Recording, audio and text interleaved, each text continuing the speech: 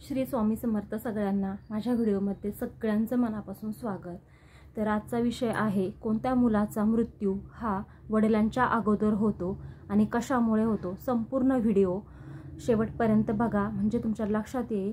आधीमध्ये skip न करता पूर्ण व्हिडिओ बघा।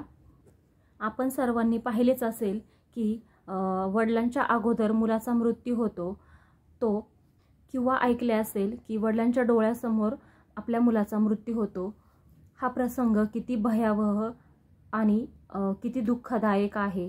विधीच्या नियमानुसार अगोदर वडिलांचा मृत्यू होतो आणि नंतर पुत्राने त्याच्या अंत्यसंस्काराची जबाबदारी घ्यायची असते। काही वेळेस नियती ही याच्या विरुद्ध घडत असते की वडिलांच्या अगोदर मुलाचा मृत्यू होतो। कशामुळे होतो, या दुःखद घटनेच्या मागे काय रहस्य आहे ते तुम्हाला मी आज सविस्तर सांगणार आहे, त्यामुळे पूर्ण व्हिडिओ बघा। एकदा देवलोकात अग्निदेव, वरुण, शुक्राचार्य, ब्रह्मदेव, शनिदेव अनेक देव आणि देवता एकत्र जमले होते की ह्या चर्चेसाठी की सगळ्या देवांना पण हाच प्रश्न पडला होता। तेव्हा देवांमध्ये चर्चा चालली होती की अशी कोणती संतती आहे की ज्या पुत्राचा मृत्यू हा त्याच्या वडिलांच्या अगोदर होतो, त्याचं काय कारण आहे, त्याचं काय रहस्य आहे। तेव्हा नारद मुनी तिथे प्रकट झाले आणि त्या नारद मुनींना हा प्रश्न विचारण्यात आला। तेव्हा नारद मुनी म्हणाले की ह्याचं उत्तर मी देतो। तेव्हा सगळ्या देवांचे व देवतांचे लक्ष नारद मुनींकडे लागले। तेव्हा नारद मुनी म्हणाले, मनुष्य जीवन हे त्याच्या पूर्वजन्मावर आधारित असते, पण काही कर्मांचा हिशोब असतो तो आपल्याला पुढच्या जन्मामध्ये द्यावा लागतो। तुमचे कर्मच तुमचे भविष्य ठरवतो। कर्म हे 3 प्रकारचे असतात। पहिले संचित कर्म, प्रारब्ध कर्म, तिसरं क्रियामान कर्म। या 3 प्रकारच्या कर्मामुळे मनुष्यात वेगवेगळे परिणाम दिसून येतात। तर हे कर्म आपल्या मागील जीवनातील कर्माचे संग्रह असतात। त्याचा प्रभाव हा दीर्घकालीन असतो। ते कर्म आपल्या पुढील जन्माबरोबरच तसेच राहतात। त्या कर्माचे फळ आपण कधी दुःखाच्या किंवा कधी सुखाच्या रूपात भोगत असतो। मृत्यूनंतर जरी शरीर नष्ट होत असलं तरी त्याचं रूपांतर हे सूक्ष्म शरीरात होत असतं। जे आपले पूर्वज असतात, सगळे सोयरे असतात, ते आपल्याबरोबर कुठल्या ना कुठल्या कारणाने आपल्याबरोबर आपला हिशोब चुकवायला आलेले असतात, जे आपले नातेवाईक असतात त्यांच्याच रूपामध्ये। आता मी थोडं सोप्या भाषेत सांगते की मुलाचा मृत्यू वडिलांच्या मृत्यूच्या अगोदर का होतो। एका गावामध्ये एक शेतकरी राहत होता। त्याच्याबरोबर त्याची बायको आणि त्याचा मुलगा राहत होते, असं त्याचं कुटुंब होतं। काही वर्षानंतर शेतकऱ्याच्या बायकोचं निधन झालं आणि तेव्हा त्याचा मुलगा हा 5 वर्षाचा होता। त्याच्यानंतर काही कालावधी गेल्यानंतर त्या शेतकऱ्याने दुसरं लग्न केलं, त्याला अजून एक मुलगा झाला। त्यानंतर काही कालानंतर त्या पत्नीचं दुसऱ्या पत्नीचं सुद्धा निधन झालं। शेतकऱ्याचा पहिल्या पत्नीचा जो मुलगा होता तो मोठा झाला, तो विवाहाच्या योग्य झाला। तेव्हा त्याने त्याचा विवाह करून दिला, अगदी थाटामाटाने त्याचा विवाह केला।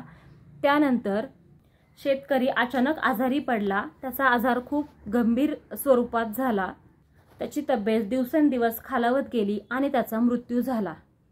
नंतर ते दोघे मुलं राहत होते आणि नंतर मग शेतकऱ्याच्या दुसऱ्या बायकोचा जो मुलगा होता तो आजारी पडला। त्याची पण तब्येत खालावत गेली, खूप आजारी पडला तो। आणि शेतकऱ्याच्या मोठ्या मुलाने त्याच्या भावाचा उपचार केला, चांगल्या पद्धतीने उपचार केला। नंतर त्याच्या लक्षात आलं नाही की असं काय होतंय, पण त्याची बायको होती जी मोठ्या मुलाची शेतकऱ्याच्या, ती त्याच्या नवऱ्याला म्हणाली की हा जर गेला तर आपल्याला त्याच्या वाट्याची जी संपत्ती आहे, जी प्रॉपर्टी आहे ती सगळी आपल्याला मिळेल। मग आपण एखाद्या वैद्याला सांगू की तू औषध देतो जे आयुर्वेदिक, त्याच्यात तू थोडंसं विष घाल की जेणेकरून तो मरून जाईल आणि लोकांना पण कळणार नाही। लोकांना असं कळेल की त्याचा तो गेला आजारामुळे, त्यामुळे आपल्यावरती आळ येणार नाही, आपण असं सांगू। नंतर मग तो मोठा मुलगा बायकोचं ऐकतो आणि आपल्या भावाला त्या आयुर्वेद औषधामार्फत त्या वैद्याकडून त्याला विष देतो, मग तो मरतो त्याचा भाऊ. त्यानंतर बराच काळ जातो. तो बारका मुलगा मेल्यानंतर हा मोठा मुलगा आणि त्याची बायको आनंद साजरा करतात. त्यानंतर शेतकऱ्याचा जो मोठा मुलगा होता त्याची बायकोला धन मिळणार म्हणून ती खूप खुश झालेली असते. मैत्रिणींनो, जो धन संपत्ती मिळवण्यासाठी जो हिंसेचा वापर करतो तो कधीच आयुष्यात सुखी होत नाही, तो कधीच समाधानी राहत नाही. त्यामुळे असा मार्ग कधीच निवडायचा नसतो. जी लोक दुसऱ्याचं दुःख पाहून आनंद मानतात त्यांच्यावर काही काळानंतर दुःखाचा मोठा डोंगर सुद्धा कोसळतो आणि ते आयुष्यभर पश्चातापच करतात. काही काळानंतर त्या शेतकऱ्याच्या मोठ्या मुलाला मुलगा होतो आणि थोडासा मोठा झाल्यावर तो मुलगा पण आजारी पडतो, खूप भयंकर आजारी पडतो. आणि तो शेतकऱ्याचा जो मुलगा असतो तो खूप उपचार पण करतो, आयुर्वेदिक पण करतो वैद्यांकडनं, पण त्याचा काहीच फरक पडत नाही. त्याचा आजार खूपच बळावतो. त्याच्या उपचारासाठी अर्धी प्रॉपर्टी पण तो विकून टाकतो, तरी पण तो बरा होत नाही. म्हणतात ना, ज्याच्यावर जितके कर्ज असेल तितके त्याला ते चुकवावेच लागतात. जितके तुम्ही जे कर्म कराल ना ते तुम्हाला पण फेडायचेच आहे, अशी म्हणच आहे ही. मी कोणाला म्हणत नाही, पण ह्या गोष्टीतच तसं आहे. ती दोघं बोलायची की आपण कोणत्या पापाची फळं भोगतो आहे, पण त्यांच्या हे लक्षात नंतर येतं. पुढे ऐका स्टोरी.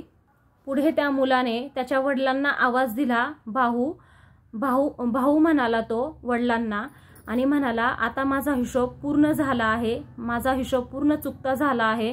तर त्याचे वडील काय म्हणाले की म्हणजे त्या मुलाचे वडील काय म्हणाले की कसला हिशोब, तू मला भाऊ का म्हटला? आणि तर तो म्हणाला, मी तुझा पहिल्या जन्मातलाच तुझा भाऊ आहे. ह्या जन्मात मी माझा हिशोब चुकता करायला तुझ्या पोटी जन्माला आलो होतो. आता तेव्हा तू माझी प्रॉपर्टी घेतली, आता माझ्या उपचारासाठी ती प्रॉपर्टी तुला विकावा लागली. आता माझा हिशोब पूर्ण चुकता झालेला आहे असं सांगतो तो. आणि ह्या जन्मात मागच्या जन्मात तू माझा भाऊ होता, पण ह्या जन्मात मी तुझा मुलगा आहे. माझा हिशोब चुकता करायलाच मी तुझ्या पोटी जन्माला आलेलो आहे. तेव्हा तो शेतकऱ्याचा मुलगा म्हणतो, माझ्या कर्माचे फळ मलाच भोगावे लागणार. एखाद्या घरात जर वडिलांच्या अगोदर मुलगा गेला तर समजावे की तुमच्या घरात शत्रुपुत्र जन्माला आले होते. या साऱ्या संसारात नातेवाईक आपल्याला पूर्वजन्मातील कर्मानुसारच मिळतात. ते कोणत्या ना कोणत्या गोष्टीतून आपला हिशोब चुकता करत असतात. आता तुमच्या गोष्ट लक्षात आली असेल की वडिलांच्या अगोदर मुलगा का मरतो. मागच्या जन्माचं ऋण फेडण्यासाठी तो ह्या दुसऱ्या जन्मात तो त्याच्याच पोटी येतो आणि आपला हिशोब चुकता करून घेतो. व्हिडिओ आवडला असेल तर चॅनलला सबस्क्राईब करा. धन्यवाद.